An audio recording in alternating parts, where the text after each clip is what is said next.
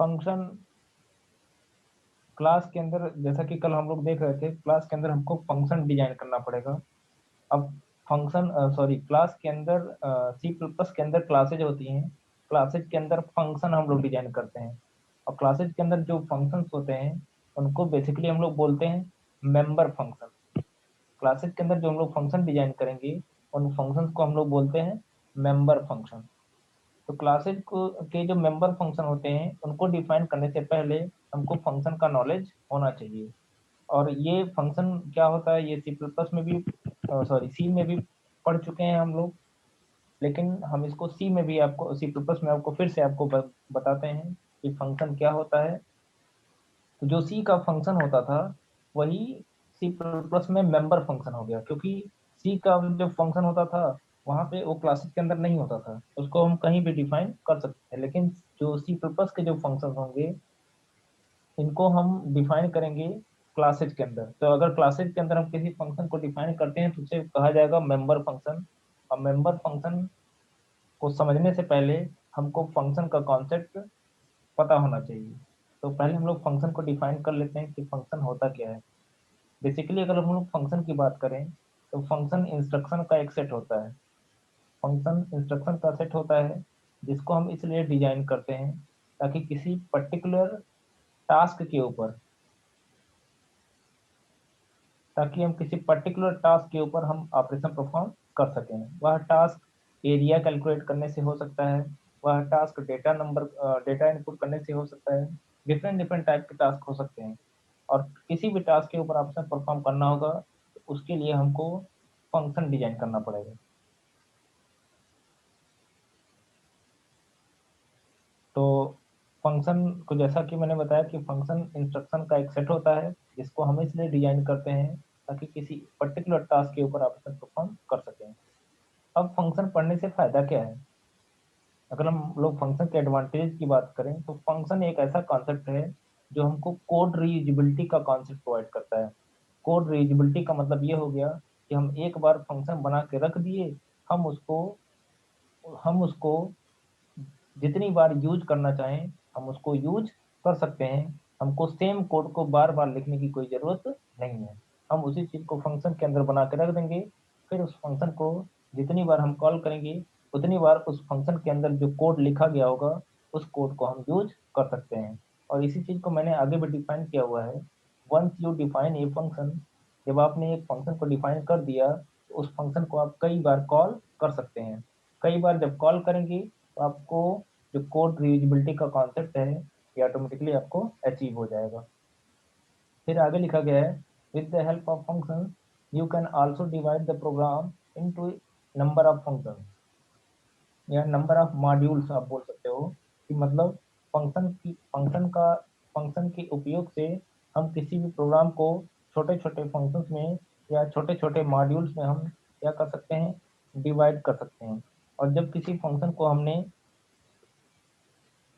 Sorry किसी भी बड़े प्रोग्राम को हमने छोटे छोटे मॉड्यूल्स में जो हमने डिवाइड कर दिया तो उस प्रोग्राम की जो कॉम्प्लेक्सिटी होगी वो कॉम्प्लेक्सिटी काफ़ी हद तक कम हो जाती है। और यहाँ तक कि उस प्रोग्राम में अगर किसी प्रकार का एरर होता है तो इस एरर को भी हम आसानी से फाइंड आउट कर सकते हैं। तो ये तो था फंक्शन क्या होता है और फंक्शन पढ़ने से क्या क्या एडवांटेज हैं। अब हम लोग बात करेंगे टाइप ऑफ फंक्शंस की। तो अगर हम लोग बात करें टाइप ऑफ फंक्शंस की, तो फंक्शन बेसिकली टू टाइप के होते हैं। एक होता है प्री डिफाइंड फंक्शन, एक होता है आपका user defined function. Pre defined functions क्या होते हैं, ये नाम से ही पता चल जा रहा है हमको। प्री डिफाइंड फंक्शंस बेसिकली ऐसे फंक्शंस होते हैं जिनको हमने पहले से डिजाइन करके रखा हुआ है। जैसे C L R S C R, जैसे मैं एग्जांपल यहाँ पे दे दे रहा हूँ। डिफाइन करने की कोई ज़रूरत नहीं है क्योंकि इसका डिफिनीशन इसके नाम से ही पता चल जा रहा है।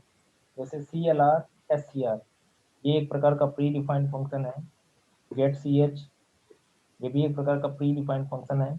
ऐसे बहुत सारे प्री डिफाइंड फंक्शन बना के रखे गए हैं।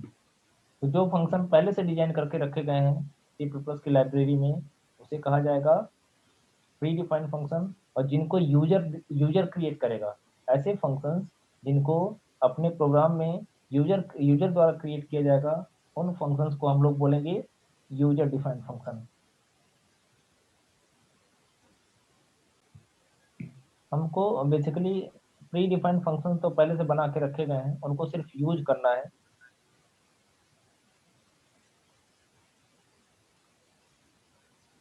हमारा मेन मोटिव है यूजर डिफाइंड फंक्शन के बारे में जानना।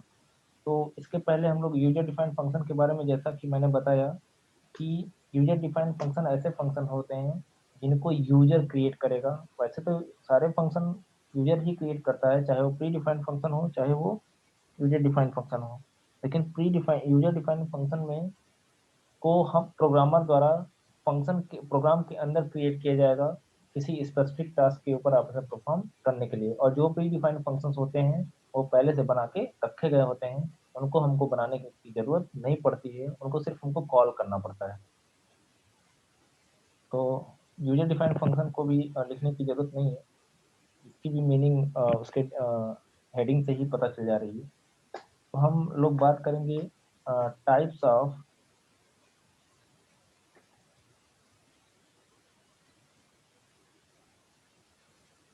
यूजर डिफाइंड फंक्शन के बारे में।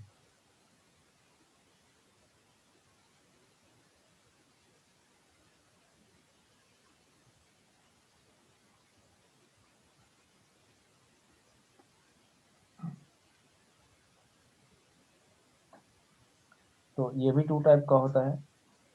एक आपका होता है डिफॉल्ट फंक्शन।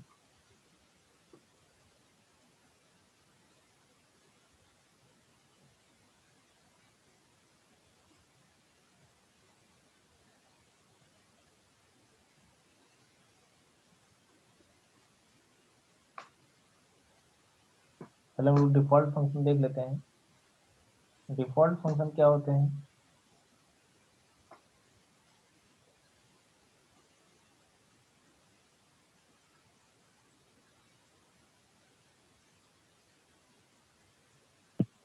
डिफॉल्ट फंक्शन के बारे में समझ लेते हैं। डिफॉल्ट फंक्शन ऐसे फंक्शंस होते हैं जो कि अपने पैरेंथेसिस के अंदर किसी भी प्रकार के आर्गुमेंट अथवा पैरामीटर को कंटेन नहीं करते। फॉर एग्जाम्पल, सिंपल सा डेफिनेशन है, default functions are those functions that does not contain any arguments or parameters within the parenthesis।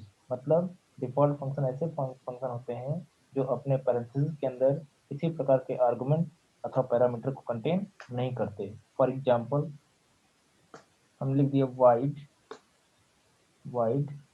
Disp, wide डिस्प यहाँ पे, और मैं यहाँ पे इसकी बॉडी बनाता हूँ।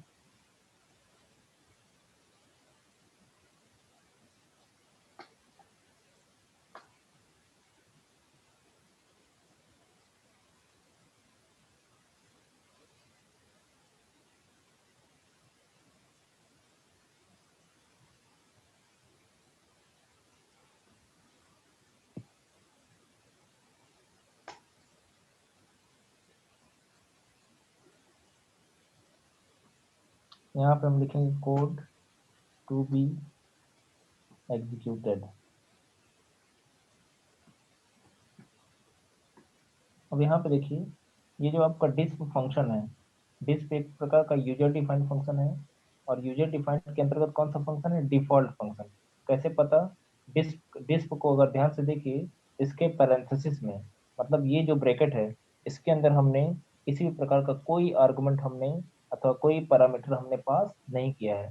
तो जब किसी फंक्शन का मतलब जब किसी फंक्शन के पैरेंथेसिस में किसी प्रकार का आर्गुमेंट अथवा पैरामीटर नहीं पास किया जाएगा, उस टाइप के फंक्शन को हम लोग बोलते हैं डिफॉल्ट फंक्शन। तो जब भी डिफॉल्ट फंक्शन क्रिएट करना होगा तो आप सिंपली लिखोगे रिटर्न टाइप। इस चीज को मुझे बाद में लिखना चाहिए था। सबसे पहले लिखेंगे रिटर्न टाइप, फिर स्पेस देके उस फंक्शन का नाम, स्पेस देके उस फंक्शन का नाम जिस फंक्शन को हम क्रिएट करना चाहते हैं। और ध्यान रहे, जब फंक्शन हमारा डिफॉल्ट होगा उसके उसके पैरेंथेसिस में, मतलब ये जो स्मॉल ब्रैकेट आपको दिखाई दे रहा है, हमको किसी भी प्रकार का आर्गुमेंट अथवा पैरामीटर पास करने की कोई जरूरत नहीं है। इसके विपरीत अगर हम लोग बात करें इसके विपरीत हम लोग बात करें आर्गुमेंटेड फंक्शन की, तो आर्गुमेंटेड फंक्शन क्या होते हैं? आर्गुमेंटेड फंक्शन ऐसे फंक्शन होते हैं जो कि अपने पैरेंथेसिस के अंदर किसी न किसी प्रकार के आर्गुमेंट को कंटेन करते हैं। यहाँ पे देखिए एक माइनर मिस्टेक हो गया था कि डिफॉल्ट फंक्शन के अंदर ये हमने डिफॉल्ट फंक्शन का जो हमने डिफाइन किया था तो यहाँ पे नॉट हमने यूज नहीं किया था, अब जाके इसका डेफिनेशन करेक्ट हुआ है। Default function are those function that does not contain any argument और parameter within the parenthesis. मतलब डिफॉल्ट फंक्शन ऐसे फंक्शंस होते हैं जो अपने पैरेंथेसिस के अंदर किसी प्रकार के आर्गुमेंट को कंटेन नहीं करते। जबकि वहीं पे आर्गुमेंटेड फंक्शंस की बात करें तो आर्गुमेंटेड फंक्शंस ऐसे फंक्शंस होते हैं जो अपने पैरेंथेसिस के अंदर किसी न किसी प्रकार के आर्गुमेंट को कंटेन करते हैं, आर्गुमेंट अथवा पैरामीटर को कंटेन करते हैं। फॉर एग्जांपल मैं इसी कोड को राइट कर लेता हूँ।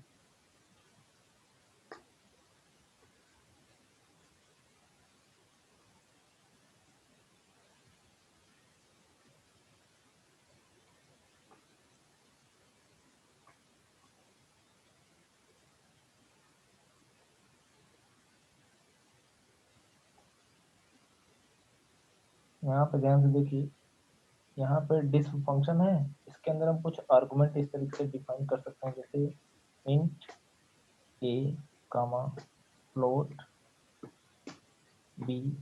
ऐसे बहुत सारे हम आर्गुमेंट फंक्शन के पैरेंथेसिस के अंदर हम डिफाइन कर सकते हैं। जब किसी फंक्शन के अंदर इस तरीके से फंक्शन के पैरेंथेसिस के अंदर किसी प्रकार का आर्गुमेंट पास किया गया होगा, किसी प्रकार के आर्गुमेंट अथवा पैरामीटर को पास किया जाएगा तो उसे कहा जाएगा आर्गुमेंटेड अथवा पैरामीटराइज्ड फंक्शन। और जब किसी फंक्शन के पैरेंथेसिस में इस तरीके से, इस केस में किसी प्रकार, यहाँ पे देखिए हमने फंक्शन के पैरेंथेसिस में कोई आर्गुमेंट पास नहीं किया था तो इसे कहा गया डिफॉल्ट फंक्शन। और जैसे ही हमने फंक्शन के पैरेंथेसिस में आर्गुमेंट पास किया वैसे ही ये फंक्शन बन गया हमारा आर्गुमेंटेड अथवा पैरामीटराइज्ड फंक्शन। अब एक चीज और यहाँ पे ध्यान देना है कि जो ये जो आपका ए है ये आपका आर्गुमेंट है। इसमें आर्गुमेंट कौन कौन से हैं? ए है और बी है। लेकिन ध्यान रहे कि जितने भी आर्गुमेंट हम फंक्शन की पैरेंथेसिस के अंदर हम डिफाइन करें यूज करेंगे, सारे के सारे आर्गुमेंट को हम डेटा टाइप के माध्यम से हमको डिफाइन करना पड़ेगा कि वो आर्गुमेंट किस टाइप के हैं। सिर्फ और सिर्फ आर्गुमेंट का नाम नहीं लिखेंगे बल्कि हम आर्गुमेंट के टाइप को भी हमको पैरेंथेसिस के अंदर स्पेसिफाई करना पड़ेगा। मीन्स जितने भी आर्गुमेंट होंगे उन सारे आर्गुमेंट को हम क्या करेंगे, हमको डिफाइन करना पड़ेगा। और डिफाइन करने के लिए आपको पता होगा कि हम डेटा टाइप का यूज करते हैं। इस तरीके से हम लोग डिफॉल्ट फंक्शन या आर्गुमेंटेड फंक्शन क्लास के अंदर हम आसानी से क्रिएट कर सकते हैं। अब डिफॉल्ट फंक्शन क्रिएट करेंगे कि आर्गुमेंटेड फंक्शन क्रिएट करेंगे, यह डिपेंड करता है प्रोग्राम की रिक्वायरमेंट के ऊपर। तो दोनों में बहुत कॉम्प्लेक्सिटी नहीं है। आर्गुमेंटेड के अंदर बस इतना हमको ध्यान देना है कि जो भी आर्गुमेंट हम डिफाइन कर रहे हैं उन सारे आर्गुमेंट को हमको जो भी आर्गुमेंट हम फंक्शन की पैरेंथेसिस के अंदर हम यूज करेंगे उन सारे आर्गुमेंट को हमको डिफाइन करना पड़ेगा। बस इतना ही था। अब हम जाके क्लास के अंदर आसानी से मेंबर फंक्शन को हम क्रिएट कर सकते हैं। अगर जरूरत पड़ी डिफॉल्ट फंक्शन को क्रिएट करने की तो हम डिफॉल्ट फंक्शन को क्रिएट करेंगे। अगर हमको जरूरत पड़ी आर्गुमेंटेड फंक्शन को क्रिएट करने की, हम आर्गुमेंटेड फंक्शन को भी आसानी से हम क्रिएट कर सकते हैं। अब इस पे हम लोग प्रैक्टिस करेंगे कि किस तरीके से क्लास को बनाएंगे, क्लास के अंदर किस तरीके से मेंबर फंक्शन को क्रिएट किया जाएगा। इसको हम वन बाय वन करके हम लोग एग्जाम्पल के माध्यम से हम लोग समझेंगे।